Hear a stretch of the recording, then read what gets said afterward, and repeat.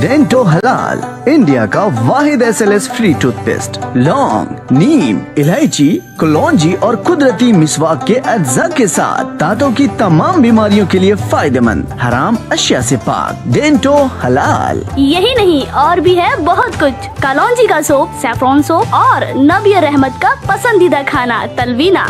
याद रखिए, हमारे प्रोडक्ट्स हैदराबाद के तमाम हलाल स्टोर्स पर दस्तयाब हैं। यूपी के सीएम योगी आदित्यनाथ के संसदीय क्षेत्र गोरखपुर में मौत ने जमकर तांडव मचाया। बीआरडी मेडिकल कॉलेज के अंदर ऑक्सीजन के सिलेंडर खत्म होने के बाद मरीजों की मौत का सिलसिला जब शुरू हुआ तो फिर कई घरों के चिराग बुझकर ही शांत हुआ। इस हादसे में अभी तक 63 बच्चों की मौत हो चुकी है।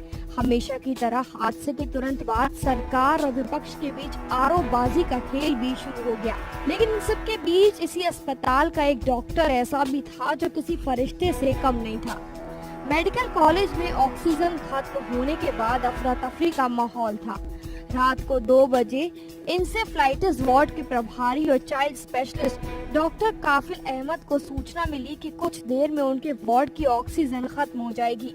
इसके बाद डॉक्टर कफील ने तुरंत अपनी कार निकाली और अपने दोस्त डॉक्टरों के अस्पताल के लिए निकल पड़े।